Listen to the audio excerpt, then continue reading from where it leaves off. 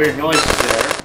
So what's going on is I've sampled a bunch of electromagnetic interference, and I've used it to make a little bit of a song. And I've also been using a tool called Satin by a company called U-He that emulates old magnetic tape. And essentially, I'm doing my own version of circuit hacking or circuit bending or sound hacking.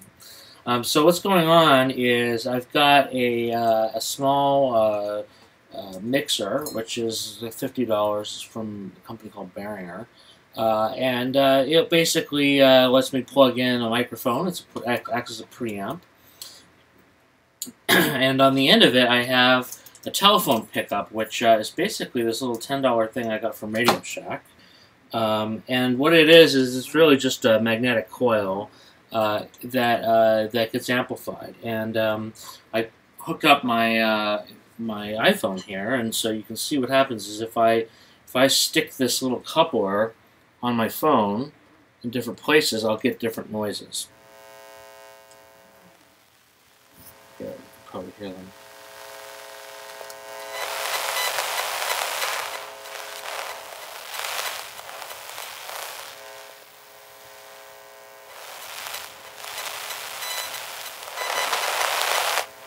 And what's cool is that if you put it right over where the camera is, right here, you can actually hear the magnetic pulses from the autofocus.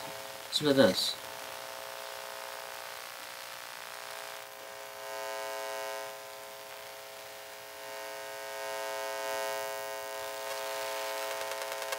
Hear that?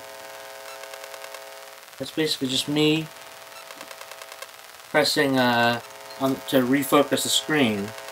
So what I did is I put all those into Adobe Edition, which is this tool here, and you can see that it lets you kind of look at the spectral frequencies of the sounds that you pulled out. And I can sort of say, all right, I want to know what that sound is. That's a clicking noise. There's a little beep there, and I can even just select pieces of that beep that I want and keep them for my sample.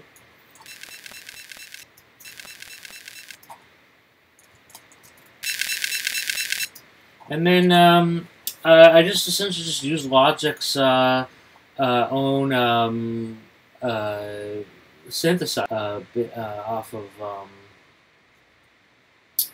and then I use the EX24, which is essentially Logic's sample player, and inside this interface you can set up a mapping between the different keys of the keyboard and different sounds that you just recorded. So it's pretty versatile, pretty easy to do, and I think the key thing that I noticed when I first did this is that I mean, you know, it kind of creates a really interesting mix, but the challenge, of course, is that it's all in mono. So let me just quickly show you what it sounds like, just with a little bit of, 5 minutes of composing.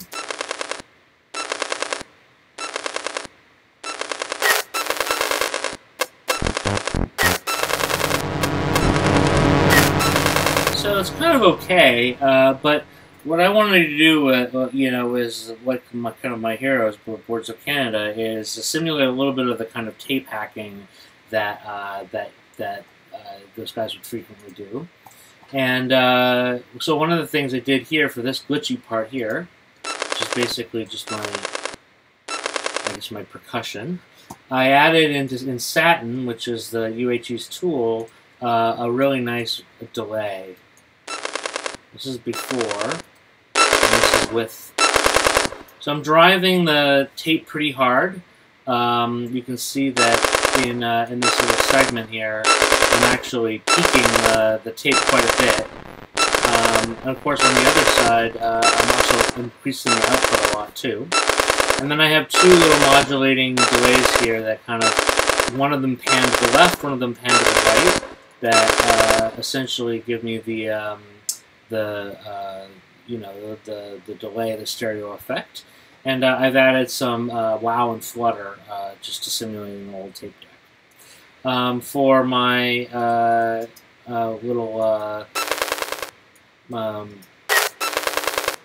I guess you could call it the autofocus noise, for lack of a better term. I'm using Satin here, and I've added quite a bit larger amount of delay and a little bit more feedback into the mix. And again, maxed out the wow and flutter because I really want that kind of crummy sound. And then for the camera itself, which is kind of a noise that sounds like this, I really wanted that to feel a lot more robust.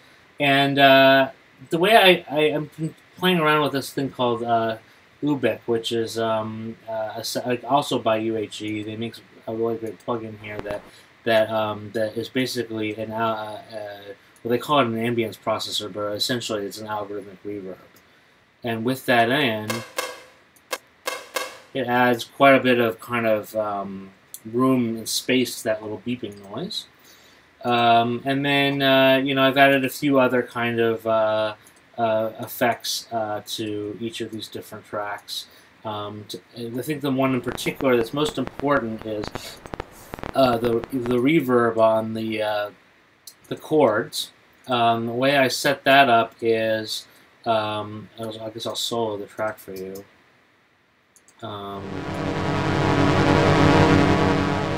Now, there was already a nice decay for this, but I wanted to add in a lot of reverb, and it turns out they've got a preset, which is really nice for what I want. So here it is dry.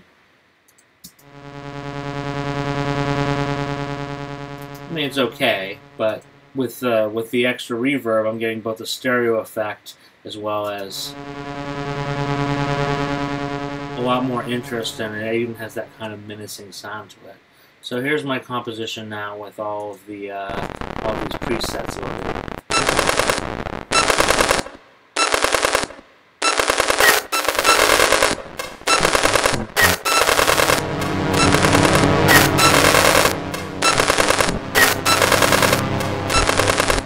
So that's essentially how you do some circuit bending of your own.